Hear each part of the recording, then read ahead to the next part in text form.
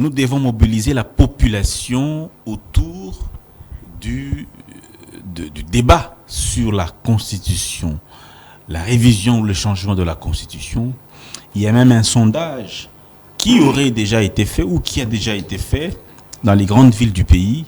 La population, dans sa majorité écrasante, est pour une nouvelle Constitution. Voilà pourquoi la coalition citoyenne pour la nation a vu le jour. Dans quelques jours, elle va également annoncer une grande marche d'envergure pour justement défendre cette cause-là de l'intérêt supérieur de la nation. Alors, mesdames et messieurs, en face de moi, Monsieur Jonas Tchombela. Vous le connaissez sous la casquette de coordonnateur de la nouvelle société civile congolaise. Mais aujourd'hui, on va le présenter sous notre casquette. Écoutez, ici, je crois que je représente l'Union des forces sociales pour l'engagement citoyen congolaise. Et en même temps, je viens ici au nom de la coalition citoyenne pour la nation, oui. Que je représente ici comme porte-parole et vice-président. Donc, je crois qu'à ces qualités-là, c'est déjà beaucoup. Donc, voilà. D'accord. Merci beaucoup, Monsieur Jonas Tchombela. Un plaisir immense de vous recevoir. Mais dites-nous d'abord, d'où est venue l'idée de la création de la coalition citoyenne pour la nation? Dans tout le pays du monde entier, je l'ai dit déjà avec vous une autre fois, oui. Dans tout le pays du monde entier, lorsqu'on veut toucher à la loi fondamentale, souvent c'est aussi à l'issue d'un débat public et citoyen. Il y a souvent des forces qui ne veulent pas de la révision ou du changement de la Constitution. Il y a des forces qui sont dans la dynamique de changement ou révision de la Constitution. Qu'à cela ne tienne, mais notre Constitution part de la révision. La révision peut être totale comme partielle. Donc, à ce stade, il y a un débat. Alors, les tendances sont en train de se dessiner. Ceux qui pensent que la Constitution a encore de faiblesses, il faut corriger, peuvent coaliser. C'est de là qu'est partie l'idée. Et les églises, les confessions religieuses se sont réunies, ils ont lancé un appel. Dans nos analyses avec l'union que je venais de vous parler sur des forces sociales de la République, que j'assume la coordination, qui est dirigée par le président Mafolo. Alors, cette union a statué pour dire qu'est-ce que nous pouvons faire aussi pour contribuer à la vie dans ce débat qui est en train de s'ouvrir. C'est de là que parti. Bon, écoutez, il y a des forces qui coalisent et du coup, nous avons eu la main tendue des églises, des confessions religieuses. Donc c'est eux qui sont venus vers vous ou c'est vous qui êtes allés vers eux? Mais ils ont lancé l'appel. C'est comme aujourd'hui, il y a plein de mouvements citoyens, des montards, beaucoup d'associations qui sont affluées. Alors, nous avons compris qu'il fallait faire. Nous avons dit, bon, vous êtes confession, nous, on n'est pas confession, nous sommes laïcs. Oui. Comment on va faire? Alors, pour que cette action puisse aller de l'avant, nous créons une coalition qui nous met ensemble sur cette cause de la réforme constitutionnelle. C'est de là qu'est partie l'idée, et puis nous sommes mis ensemble, nous continuons de nous mettre ensemble, de travailler, ça va prendre corps et vie bientôt. Quand on va présenter les animateurs, dans un bref avenir, comme c'est prévu déjà, nous pensons qu'il faut qu'on commence par notre existence. Donc l'idée est partie de cogiter les forces ensemble, de nous mettre ensemble pour plus d'impact, parce que nous sommes là devant un débat, ceux qui pensent qu'il faut pour, ceux qui sont pour et ceux qui sont contre, les uns et les autres avancent les arguments. Et c'est de là que nous pourrions trouver l'équilibre du consensus qui peut nous conduire vers le chemin de ce que nous pensons obtenir. D'accord. Alors, je vous pose une question d'abord qui est personnelle, hein, ouais, qui n'engage pas la coalition. Ouais. Vous êtes laïque, vous avez milité longtemps, ouais, côté du CLC, ouais, non au troisième mandat. On a vu même des gens mourir, Ouais. peu à leur âme. Vous avez été une personne qui a drainer des jeunes qui sont suicident. Ouais. Alors, aujourd'hui, hier, vous étiez contre. Aujourd'hui, vous êtes pour le changement de la Constitution. Il y a à peine 10 ans, non, 8 ans, Ouais. qu'est-ce qui a changé? Bon, je dois d'abord dire 2 ou 3 choses. Oui. La première chose, si nous étions à l'avant-plan, autour de 2017-18, 16 même, Oui. c'est parce que nous pensions que nous allions obtenir les élections en 2016. Oui. Le pouvoir en place tenait à changer la Constitution, ou tenait à garder le poste. Et ils l'ont même gardé. Parce qu'on ne peut pas indéfiniment. Ils ont même changé la Constitution. Ils ont même demandé à la Cour constitutionnelle d'interpréter l'article 70. 70, oui. Oui. Pour quelle attitude le chef de l'État devait avoir. Oui. Alors, cette attitude-là était de nature à nous prolonger dans le temps. Alors, il fallait qu'on revienne très vite à la charge pour connaître des élections. On les a manquées en 2016. Nous les aurons finalement après pression, après tout ce que vous êtes en train de dire, en 2018. 2018, nous les aurons. Ça, c'est d'une part. Cette résistance des autorités d'alors Oui. a fait qu'il y ait un réveil national pour qu'on arrive quand même à stabiliser le système. Ce n'était pas pour autant dire que la Constitution ne portait pas des germes, des insuffisances. Donc la Constitution, nous étions conscients qu'elle portait des germes, des insuffisances, mais il y avait un objectif à atteindre. Cet objectif a été atteint, on a eu des élections. Maintenant, dans un temps normal, ne pouvons-nous pas revenir sur ces insuffisances-là et les corriger une fois pour toutes? Parce que dans tous les cas, il y aura quelqu'un qui sera à la tête de ce pays. Ce qui est curieux, ceux qui pensaient qu'il fallait revoir cette condition à cette époque-là, aujourd'hui, ils se tournent contre. Oui. C'est ça le grand problème. Oui. Moi, j'ai vu même, si vous tolérez, je peux citer ce nom, un opposant que je connais bien, que je respecte du reste, mais qui a même présenté un projet de la Constitution avec des insuffisances dans la Constitution, curieusement aujourd'hui, qui est farouche. Est-ce que c'est un problème des individus ou c'est un problème? Notre problème, ce n'était pas Kabila, c'était le principe. Maintenant, dans un temps normal, nous sommes d'abord en une période de la guerre. On n'a pas dit qu'on a changé la Constitution. Mais on ne peut pas nous interdire aussi les débats. Pour que finalement, un jour, on arrive à un consensus qui peut nous amener à ce qu'on ait une Constitution stabilisée. Vous êtes pour le débat ou pour Mais pour le moment, oui. nous ne sommes pas au chapitre de changement ou révision de la Constitution. Nous sommes dans les argumentaires, dans les débats pour cela. Maintenant, à travers ce débat-là, il y a des débordements de certaines personnes. Ils prêtent certaines intentions à des uns comme des autres, que si on veut parler de la révision ou changement de la Constitution, c'est qu'on va accorder à troisième mandat Félix Tshisekedi. Ce qui n'est pas aussi juste, c'est incohérent. Parce qu'on ne peut pas automatiquement changer la Constitution et du coup, on a accordé le mandat. Nous avons un cas de jurisprudence dans ce pays. Nous avons deux chefs. Si nous arrivons à l'option qu'ils sont en train de redouter, que nous avons changé la Constitution et qu'il y a une possibilité pour que M. Félix revienne dans la course, d'office, Kabila revient aussi dans la course. Et qui vous dit que quand Tshisekedi revient, c'est lui qui va gagner? Mais est-ce que vous êtes pour ou contre? C'est ça la question. Quelqu'un m'a dit qu'il faut lui poser cette question. Je ne peux pas citer son nom. Ouais, c'est pas de problème. Il m'a dit, est-ce que vous êtes pour ou contre que le président ait un autre mandat? Non, moi je ne peux pas aller dans cette direction-là de spéculation. Le président lui-même vous a dit si le peuple lui demandait. Est-ce que Tchombela seul représente le peuple? Non, votre avis en tant que citoyen aussi. Oui, en tant que citoyen, pour le moment, le débat est au niveau de la révision ou non de la Constitution. C'est la Constitution qui nous donnera l'orientation. Mais la révision, il y a des articles qui sont verrouillés, non? Non. Il y a des matières qui sont verrouillées, pas des articles, des matières qui sont verrouillées. Je suis très à l'aise sur cette question, parce que je m'y attendais dans tout le cas. Oui. Mais vous êtes tenté de faire allusion à l'article 220. 220, oui. Mais l'article 220 a déjà été touché en 2011. Ah bon?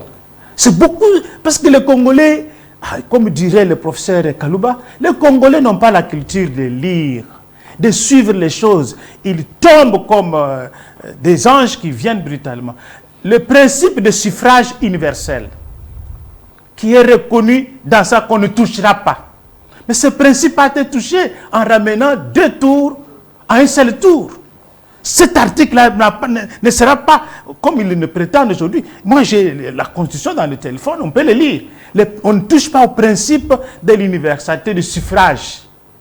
Mais ce principe a été touché en 2011. Nous sommes partis de 2 tours à un seul tour. Donc, on a touché. Donc, la violation ne commence pas aujourd'hui. Kabila et tous ceux qui sont en train de crier aujourd'hui ont fait toucher ça. L'article a déjà été touché. 220 a été touché. Déjà touché. Nous sommes aujourd'hui à un seul tour. Le seul tour qui est, quand vous lirez l'article 71, 71, comme on peut le dire, mais nous sommes partis d'un seul tour, de 2 tours à un seul tour. On viole le principe interdit dans l'article 220. Qui a raison? Donc, de qui on se moque? Parce que les Congolais ne suivent pas. Le principe lui-même a déjà été violé. Donc, l'article a été violé, qu'on ne vienne pas tromper la population. Que cet article a des matières verrouillées qui ont été violées en 2011. Déjà.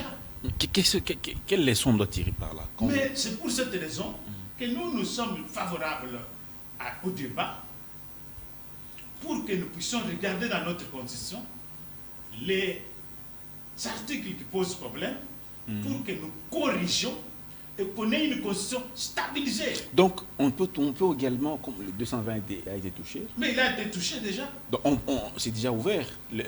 La boîte a été ouverte. Maintenant, ceux qui l'ont ouvert commencent à dire qu'on ne peut pas toucher. C'est de la malhonnêteté intellectuelle. C'est la malhonnêteté intellectuelle. Le principe est bien clairement détaillé, c'est la deuxième matière qu'il ne faut pas toucher. Mais on l'avait touché déjà. Donc, on se moque de qui? Donc, pour nous, qui suivons la question de très près, nous sommes très attentifs et nous avons des arguments qui nous poussent. 1. Je n'ai pas voté cette constitution en 2005 au référendum, je ne l'avais jamais votée. 2. Cette constitution a été votée par 51% des Congolais contre 49. Voyez, de là basculer la majorité, on n'est quand même pas. Donc, vous pensez que le contexte ayant évolué, une partie qui avait voté cette constitution comprend aujourd'hui que cette constitution avait des problèmes. Vous ne voyez pas que la majorité a changé de camp. Mais maintenant, dites-nous, quelle est l'urgence aujourd'hui? Quelle est l'urgence et l'opportunité aujourd'hui de toucher cette constitution? C'est ça que les Congolais semblent penser. Dans la constitution, je l'ai dit à l'une des conférences, oui. Il n'y a pas un moment bien défini où le débat sur la révision ou non de la constitution est donné. Mais sauf qu'à l'article 219, oui. On nous parle dans quel moment on peut précisément toucher à la constitution. Or, moi je vous ai dit ici que je suis sur le débat. Je suis sur le débat. Maintenant vous dites quelle est l'urgence. Mais à quel moment nous pourrions corriger cette constitution? Mais quand on remarque peut-être que les failles sont criantes et qui n'empêchent peut-être la nation... Vous savez que le président de la République est élu au suffrage universel. Oui. Qui a été violé du reste en 2011 par la majorité de l'époque. Il est élu sur l'ensemble du territoire national, par tous les Congolais. Il a moins de pouvoir que le Premier ministre. Lui qui doit présenter le bilan, il a un pouvoir faible par rapport au Premier ministre. Ça dysfonctionne. C'est pas lui qui dirige les conseils des ministres, c'est pas lui qui est le chef c'est ça qui est dit de l'exécutif. Ça c'est de la théorie, mais la pratique dans la Constitution, le Premier ministre, c'est lui qui répond devant le Parlement. Au finish, celui qui va répondre le bilan, c'est le chef de l'État. Tu vois cette contradiction. Lui répond de tout ce qu'il pose comme acte et le président est irresponsable de tous ces actes qui sont posés par le gouvernement. Pourtant, c'est lui qui dirige le gouvernement, comme vous le dites. C'est déjà une sorte de contradiction. Donc, nous devons être logiques. Il est responsable de son action, il est responsable de son bilan et il en assume. Or, la Constitution le dédouane.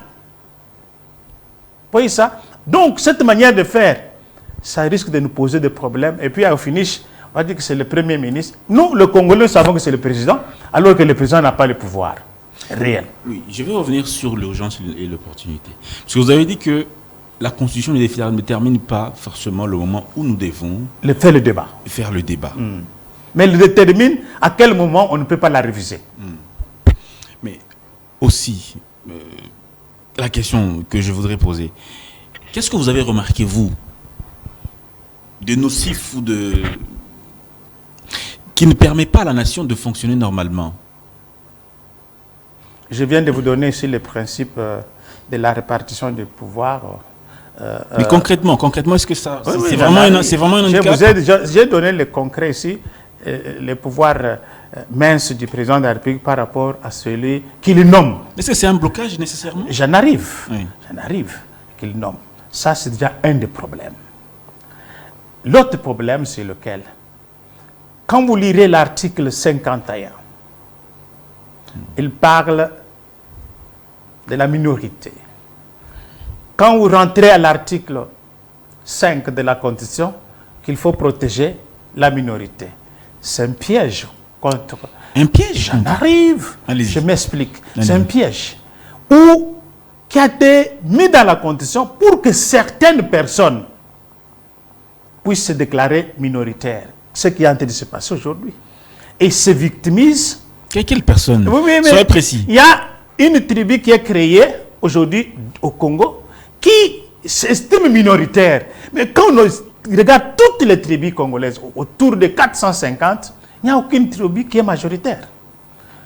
Aujourd'hui, nous avons une guerre qui nous est imposée pendant 30 ans. Parce qu'on dirait qu'il y a une tribu qui est minorisée. Et même ils étaient au pouvoir. Voyez ça. Donc nous ne sommes pas entrés, les gens se sont créés une tribu et se sont attribués ce principe de minorité qui pose problème. Pourtant au Congo, on n'a pas une tribu minoritaire. Donc, c'est un problème parce qu'il y a des millions de morts au nom de cette fameuse minorité. Il faut élaguer ça dans notre constitution. Alors, deuxième problème. oui.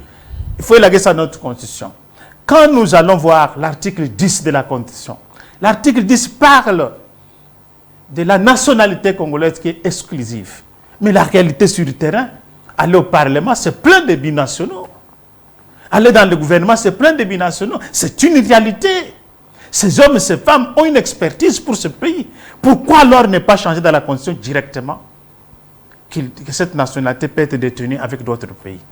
Et comme nous sommes dans une situation où les gens entrent au Congo et du coup se font passer pour des Congolais, je pense qu'il faut vérifier même les pays voisins qu'on ne puisse pas leur donner la nationalité, mais qu'on laisse d'autres pays pour éviter ce qui nous arrive aujourd'hui. Ça, c'est un problème réel.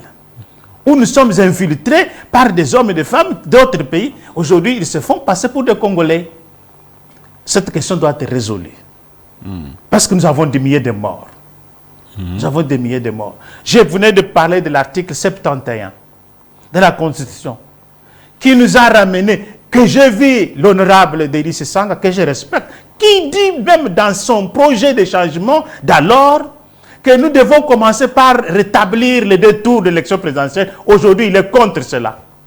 Quelle contradiction. Il a dit qu'il est contre? Il est contre, mais vous l'avez suivi sur des chaînes périphériques, on ne fait pas la publicité des chaînes. Il dit qu'il il est contre qu'on puisse toucher à la Constitution. Mais le projet qu'il avait présenté là, à l'époque, ce projet-là devient quoi? Et dans ce projet, il parle, le premier principe, il faut qu'on rétablisse les 2 tours de l'élection présidentielle. Il y a une démarcation, je l'ai suivi, on lui a posé cette question.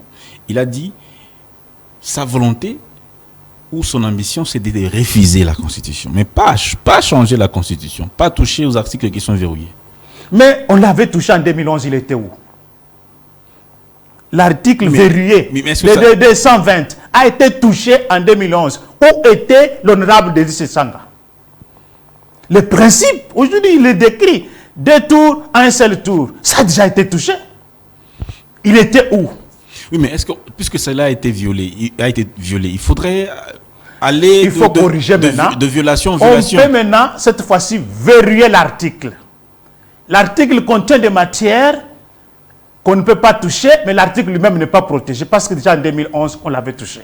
Voilà une opportunité de verrouiller cet article pour qu'on ne puisse pas le toucher. Voyez ça? Une question générale. Si on ne change pas cette constitution, la RDC ne va jamais se développer. Vous pensez qu'avec cette constitution, la RDV est en train de se développer? Ah, vous me retenez la question alors. Je me demande si on pouvait inverser les rôles. Voyez ça. Je vous dis ceci. Aucune constitution parfaite n'existe dans le monde. Oui. Il n'y en a pas. Même les Américains. J'ai tenté de faire un petit exercice. Et cette constitution américaine a été changée 27 fois. Amendée. 27 fois. Oui. Les Américains sont... Quand on voit que la société doit fonctionner, les principes de gouvernance posent des problèmes dans les lois fondamentales, on s'assoit, on peut réajuster. Le drame, c'est quoi?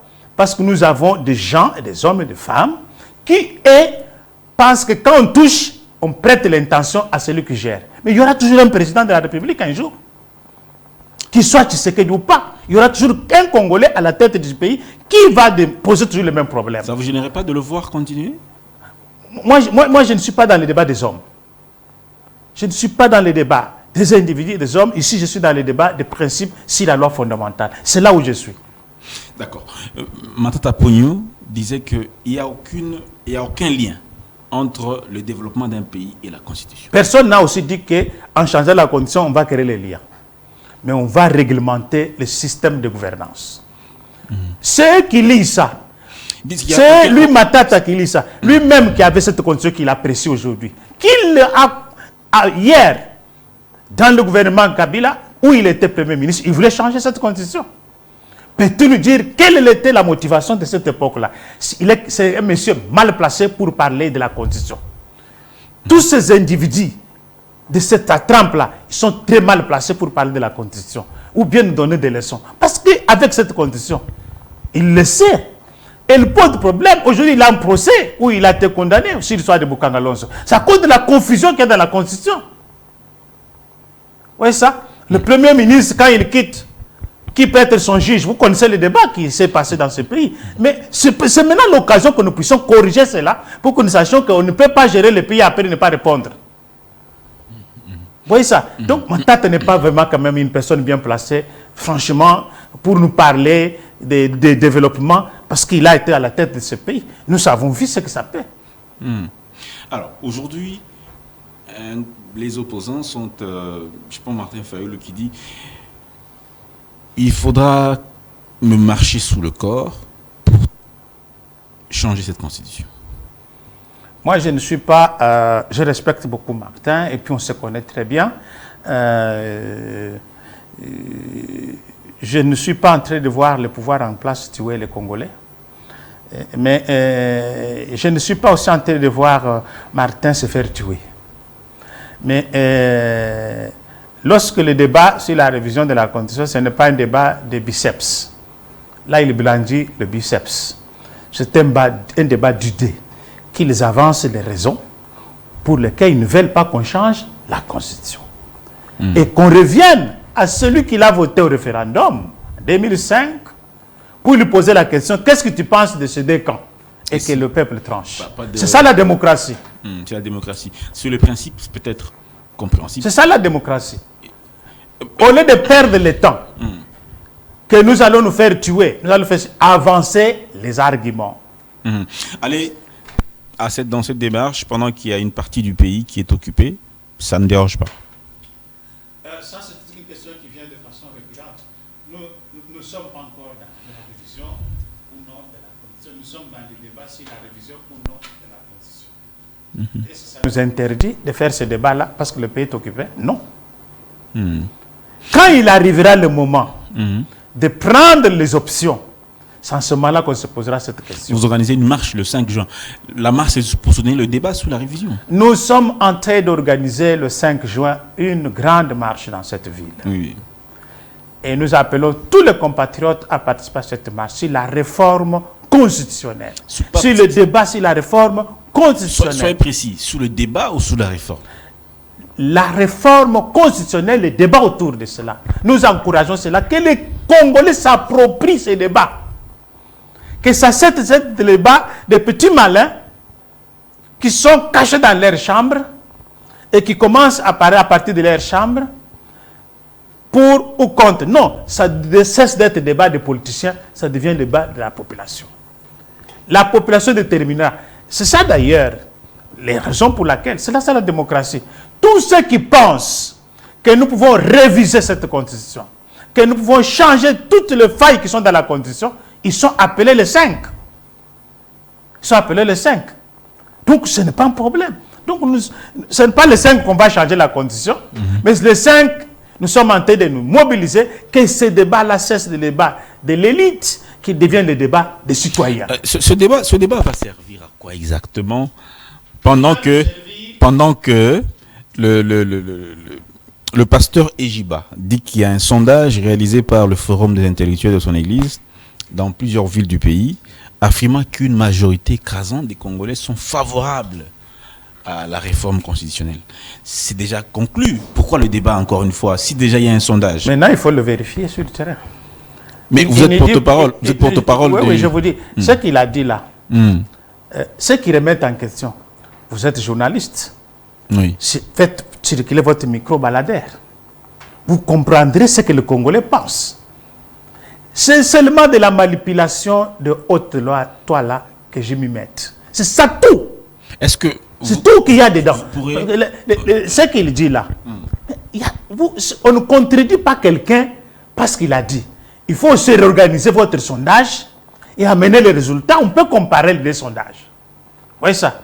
Lui, il a fait sur le forum des intellectuels dans toute la République. Vous voyez ça? Il a donné les résultats. La bonne manière de le contredire serait de refaire le même travail. Or, il y a des gens qui sont dans leur salon, qui sont là. Non, c'est faux, c'est archi faux. Quelle est la base qui vous fait dire des choses comme ça en tant qu'intellectuel? Donc, il y a un problème. Ce qu'il dit, c'est une vérification. On peut le vérifier aussi. La moindre des choses, c'est d'aller vers le président Ejiba. Vous allez, président, donne-nous ton sondage. C'était où? On refait le même schéma. Vous verrez que vous aurez le même résultat. Vous aurez le même résultat. Que la majorité des Congolais sont favorables à la réforme de la Constitution. Voilà pourquoi, d'ailleurs, il faut que les citoyens s'approprient ce débat-là. Au lieu d'être débat dans les salons, des choses comme ça, les pour, les contre. Parce que qu'est-ce qu'on fait? Nous, on change la condition parce qu'on veut donner à quelqu'un un mandat. Non, non. Le problème n'est pas là. La constitution a réellement des problèmes. Je viens de vous dire ici, l'article, peut-être c'est la première fois que tu l'entends, que l'article 220 a déjà été touché. Mais est-ce que ces citoyens savent? Quelle est la priorité? Organiser les élections ou consulter le peuple sur la Constitution? Vous pensez que quand on va consulter le peuple, on va abandonner d'autres aspects de la nation? Oui, mais qu'est-ce qui vient avant? Pour le moment, nous sommes dans la période du débat. Il y viendra un moment donné où tout va se stabiliser. On va dire, ben écoute, maintenant, qu'est-ce qu'il faut demander à la population congolaise? Changement, révision de la Constitution? C'est une question. Le peuple va répondre. En attendant, la nation ne va pas s'arrêter pendant ce temps-là. Parce que nous avons fait le référendum en 2005.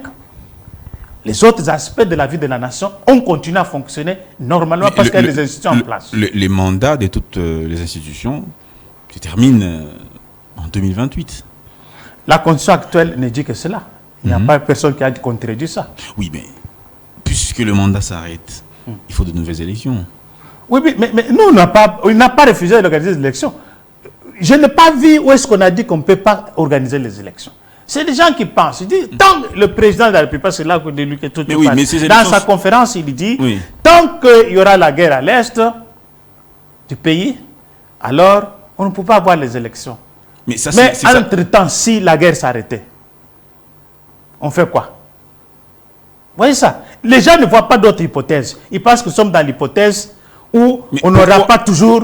Mais pourquoi la guerre ne va pas s'arrêter? La guerre va s'arrêter. Pourquoi doit-il dire cela pendant que la Constitution est claire? C'est un citoyen congolais. Chaque 5 ans, il doit avoir des élections. Oui, c'est un citoyen congolais. Pourquoi vous lui refusez le droit de réfléchir? Mais attendez. Mais tous les autres réfléchissent. Pourquoi vous ne refusez, à Tshisekedi le droit de réfléchir? Un citoyen doit réfléchir dans le respect de la Constitution, oui, de la loi fondamentale. Sa parole-là n'est pas une décision. Ce n'est pas une décision, c'est une contribution au débat. Mais c'est pourquoi vous paniquez? Pourquoi les gens s'alarment? Pourquoi les gens sont traumatisés? Pourquoi les gens sont traumatisés? Sa parole n'est pas une loi. C'est un citoyen. Avant d'être président, il est d'abord citoyen. Il a dit il a l'effectivité de la gestion de la République. Il peut émettre un point de vue qui peut être suivi ou qui peut être Mais balayé. il a promis de défendre dans sa prestation de serment, de défendre et de protéger cette constitution. Mais quand lui-même émet une idée qui va à l'encontre de cette constitution, est-ce qu'il n'est pas en train de renier son serment? Mais ma foi, je ne sais pas comprendre ce que vous appelez par défendre et protéger la constitution. La prestation de serment. La constitution elle-même, à l'article 218, oui, dit que l'initiative de la révision de la Constitution reconnaît au président de la République, reconnaît aux deux chambres, reconnaît à 100 000 Congolais, il peut faire ça. La Constitution elle-même lui donne déjà la possibilité de s'exprimer. Vous lui révisez même le simple des droits des citoyens. personne ne le refuse. Mais oui, parce que vous le dites, il ne pouvait pas parler. Non, Non, il ne pouvait pas parler. Non, Mais pas du tout. comment vous saurez ses intentions? Non, il pas a du tout. parlé. La Constitution lui-même dit que le président peut prendre l'initiative. Son mandat. L'institution, il est là. Comme l'a fait Kabila en 2011. Son mandat n'est renouvelable qu'une seule fois. Mais lui ne sait même pas prononcer sur son mandat. Oui, mais- part dans la Constitution, on peut faire des analyses pour comprendre ce qu'il y a comme problème et voir comment on peut changer. Maintenant, il ne nous a même pas dit où est-ce qu'il va toucher. Il ne nous a pas dit ça. L'article 70. Hein? L'article 70. Par exemple, Le président, s'il n'y a pas élection, le président reste en fonction. mais ça a été fait par qui? Ce n'est pas Tshisekedi.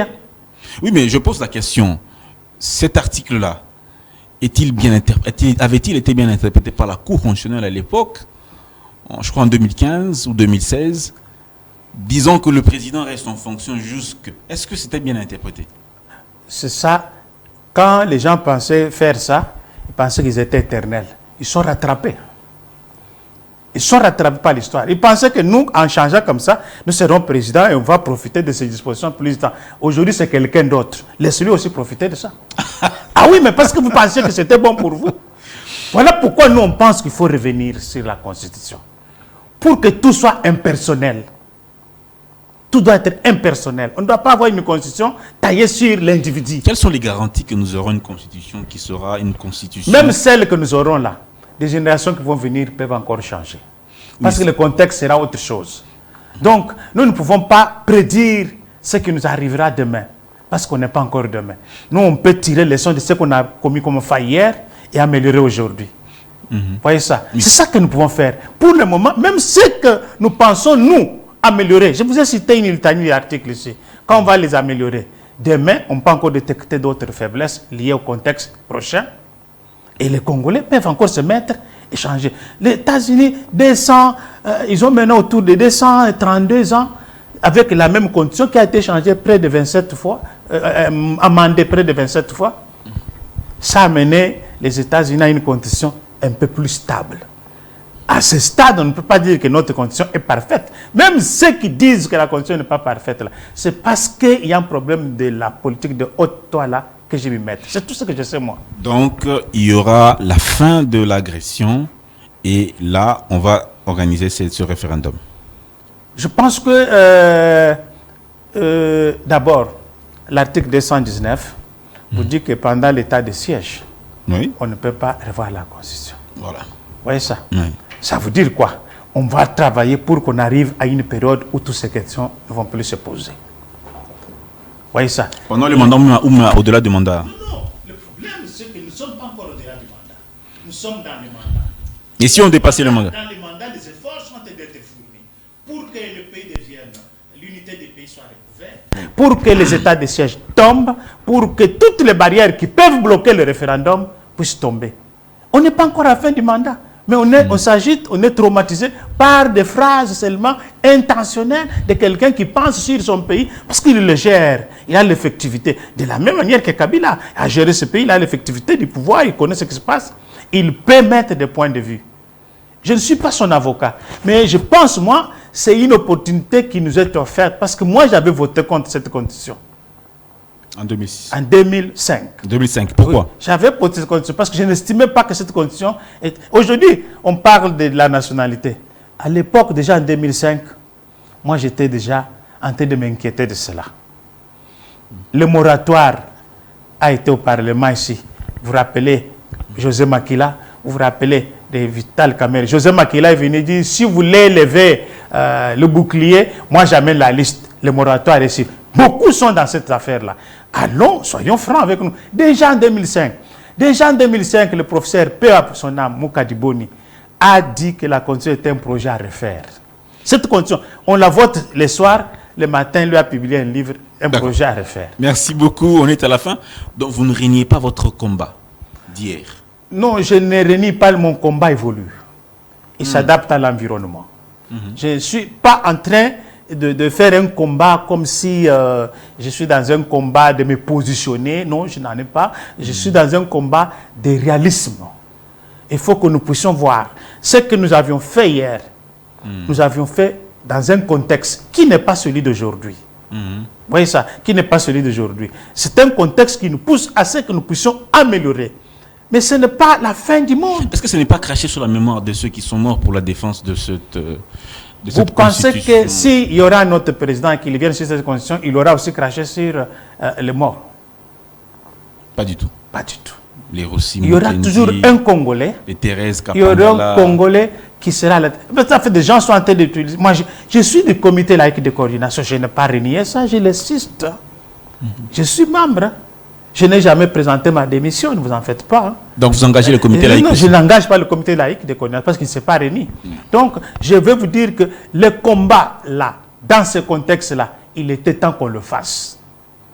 Contre la personne de Kabila?